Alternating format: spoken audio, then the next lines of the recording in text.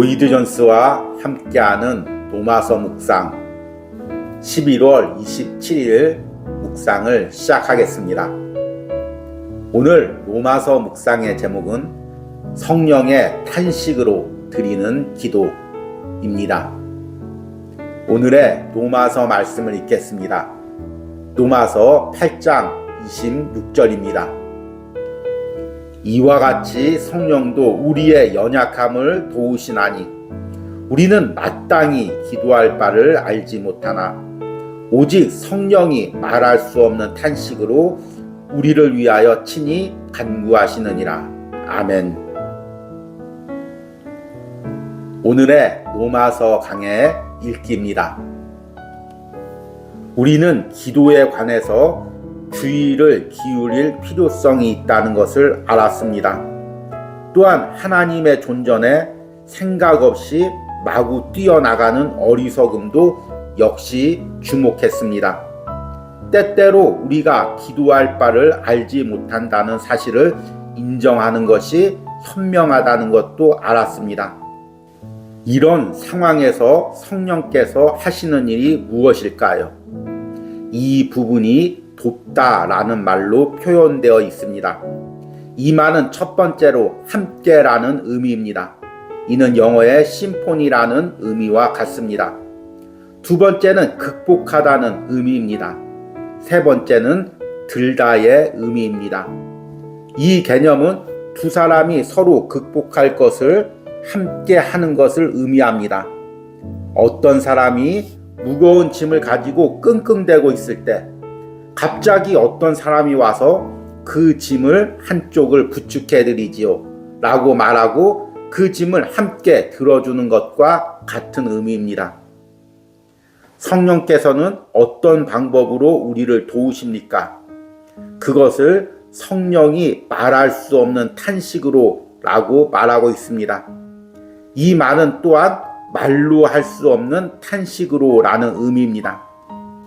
사도는 우리가 가진 느낌이 너무나 깊고 오묘하여서 우리가 그 느낌을 표현할 수 없다고 말하고 있는 것이 아닙니다. 오히려 사도는 단순히 우리가 그러한 당혹에 빠진 나머지 스스로를 표현해낼 수 없고 우리의 원하는 것을 나타낼 수 없다고 말하고 있습니다. 성령께서는 고통 가운데 있는 우리를 발견하십니다. 우리의 연약함 때문에 우리가 마땅히 어떻게 기도해야 할지를 알지 못하는 그러한 처지에 있는 것을 보십니다. 우리는 잘못된 복락을 위해서 기도하기를 두려워합니다. 우리는 그릇된 간구를 드리기를 원하지 않습니다. 우리는 어떻게 해야 할지를 몰라서 당황합니다. 성령께서는 그러한 처지에 있는 우리에게 오십니다.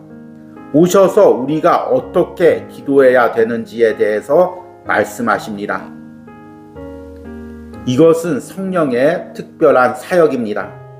우리가 성령의 도움이 아니면 전적으로 기도할 수 없습니다. 성령께서 언제나 우리 속에서 역사하고 계시며 우리가 행한 일은 모두 우리 속에 있는 성령의 역사의 결과입니다. 그러나 사도가 여기서 말하고 있는 것은 더 특별한 사역입니다. 우리가 고난과 시련 속에 처해 있을 때 성령께서 행하시는 특별한 사역입니다. 만일 성령께서 오셔서 우리의 짐을 같이 들어주고 도와 우리의 변호인으로 행동하시며 이러한 간구를 우리에게 주시지 않는다면 우리는 할 말이 없게 될 것이고 신음조차 하지 못하게 될 것입니다. 아멘. 오늘의 로마서 해석입니다. 오늘도 지난 이틀에 이어서 로마서 8장 26절을 읽고 이에 해당되는 로이드 존스 목사님의 로마서 강의 글을 읽었습니다. 오늘까지 3일 동안 이 8장 26절 말씀을 묵상하면서 내 안에서 성령님께서 도우시는 기도가 무엇인지에 대해서 묵상을 마무리하려고 합니다. 우리는 그동안 우리 안에 있는 연약함에 대해서 묵상했습니다. 연약함은 죄의 결과로 인해서 영적인 것을 보지 못하고 하나님을 보지 못하고 하나님의 뜻을 알지 못하는 것을 의미합니다. 그래서 우리는 기도할 때도 하나님 뜻대로 기도하지 못합니다. 당장 나의 육신적인 필요만을 위해서 기도하게 됩니다. 당연히 이런 기도는 하나님 앞에 상달이 되지 않겠죠. 그런데 우리 그리스도인의 기도가 하나님 앞에 상달될 수 있는 것은 이런 연약한 내 자신에도 불구하고 내 안에 계신 성령님이 나를 도와서 하나님 앞에 상달할 수 있는 하나님이 원하시는 기도를 드리게 한다는 것입니다. 로마서 8장 26절에서는 이 과정을 돕다는 말로 표현하고 있습니다. 26절 초반부에 이와 같이 성령도 우리 연약함을 도우시나니, 이 돕다는 말은 무슨 의미입니까? 오늘 로마서 강해에서 보니까 세 가지로 번역합니다.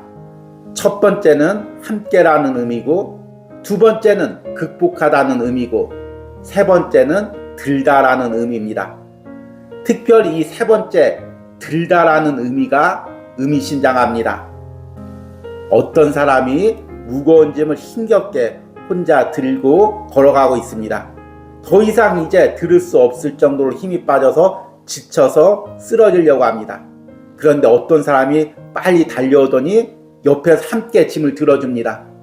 그리고 말합니다. 많이 힘들었지, 무거웠지, 내가 나머지 길까지 함께 이것을 들어줄게, 이렇게 말합니다.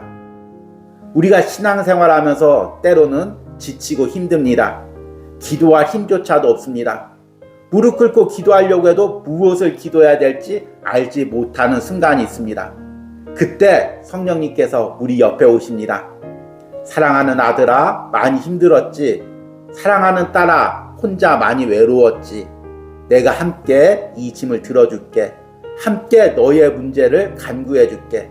함께 이 문제를 탄식으로 하나님께 아뢰게. 이렇게 이야기하면서 우리의 기도를 도와주십니다. 어떤 방법으로 돕습니까? 오늘 말씀에는 탄식으로라는 단어를 사용하고 있습니다.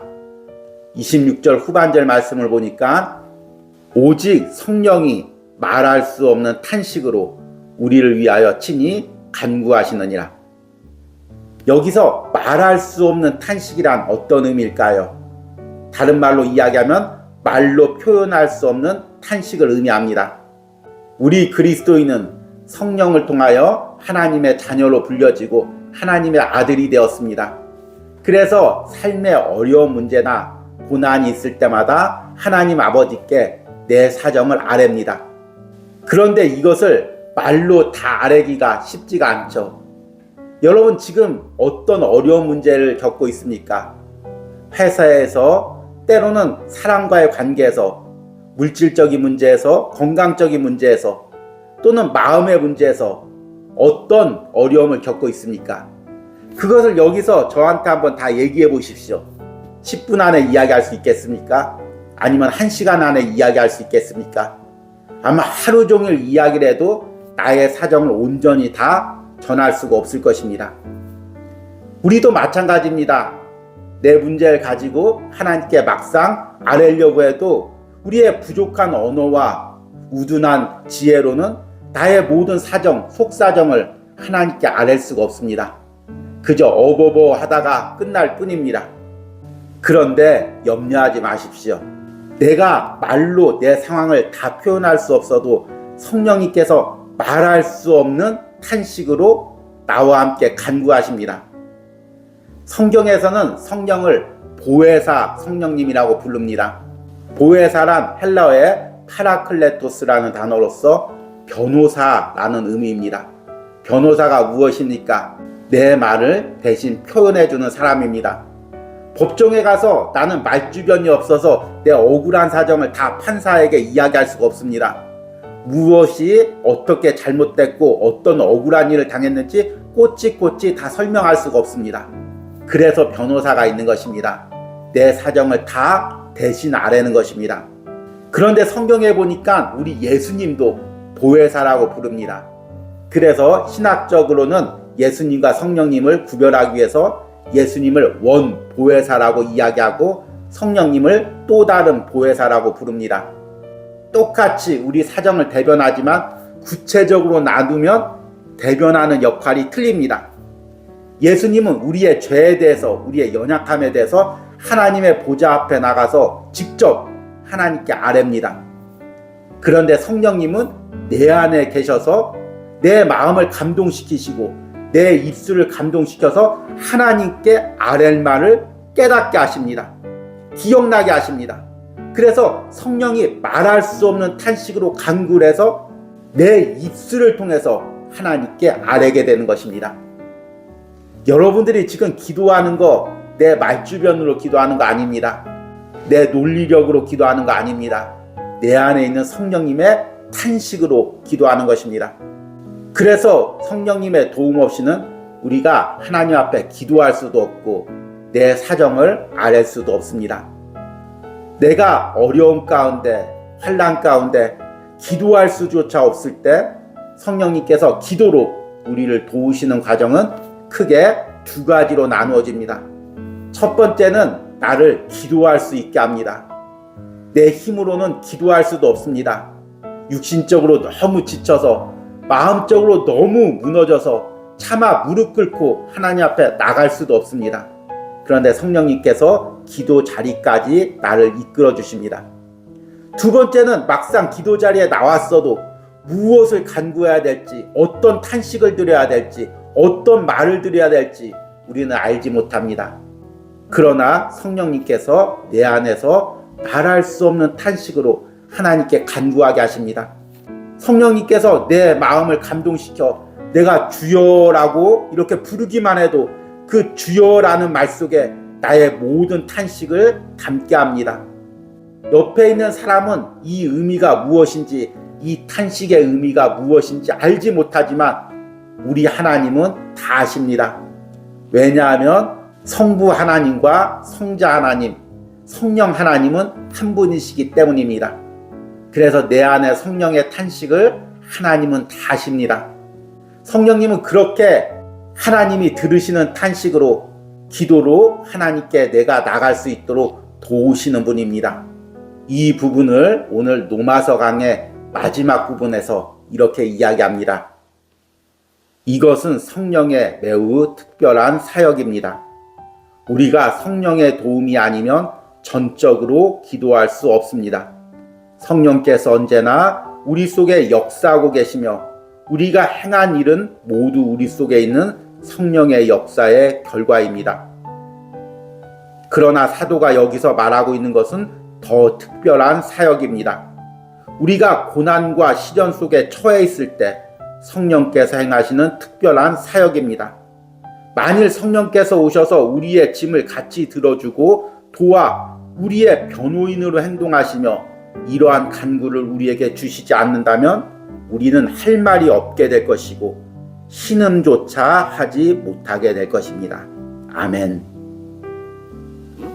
사랑하는 성도 여러분들, 지금 어떤 어려움을 겪고 있습니까? 어떤 마음의 고통을 겪고 있습니까? 그 가운데 여러분들은 기도로 이 모든 사정을 하나님께 아뢰며 나가고 있습니까? 아니면 기도할 힘도 없고 막상 기도하려고 해도 무엇을 기도해야 될지 알지 못하는 경우가 있습니까? 그렇다면 오늘 말씀을 묵상하시고 이 말씀을 붙들고 내 안에서 탄식으로 함께 간구하시는 성령님의 도우심을 구하시기 바랍니다. 내가 성령의 도움으로 이 어려운 상황에도 무릎 꿇고 기도 자리로 하나님께 나가게 해주십시오. 그리고 성령의 말할 수 없는 탄식으로 하나님께 나의 사정을 아랠 수 있게 해주십시오. 이렇게 기도하시고 여러분들의 모든 사정과 상황과 마음의 상황이 기도로 하나님 앞에 연락되는 은혜가 있기를 축복합니다. 오늘의 적용과 기도입니다. 내가 처한 어려움 가운데 기도할 힘도 없고 어떤 것을 위해 기도해야 할지도 모르는 상황은 무엇입니까?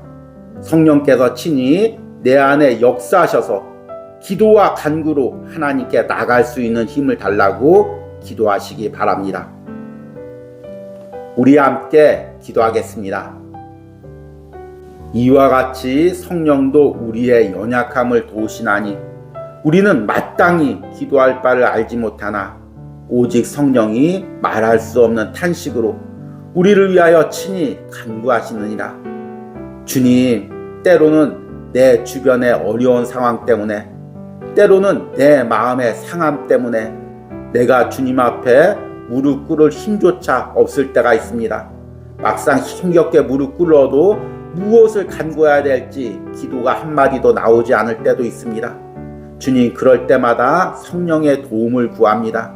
나의 모든 어려운 사정 가운데도 성령께서 나를 기도 자리로 이끌어 주시고, 기도 가운데 내 안에서 말할 수 없는 탄식으로 나의 모든 외부적 상황과 마음의 상태를 하나님께 간구하게 하여 주시옵소서. 그리고 그 간구가 하나님 앞에 상달되게 하여 주시옵소서. 하나님께서 내 모든 기도를 들으시기만 한다면, 내 모든 상황을 들어주시기만 한다면 충분히 내가 이것을 이길 수 있는 줄 믿습니다. 성령께서 말할 수 없는 탄식으로 나와 함께 간구하여 주시고 하나님과 기도로 교제할 수 있는 은혜를 날마다 부어주시옵소서. 이런 은혜가 로마서 묵상과 함께하는 심령들 가운데 있기를 간절히 소망합니다. 예수님의 이름으로 기도했습니다. 아멘.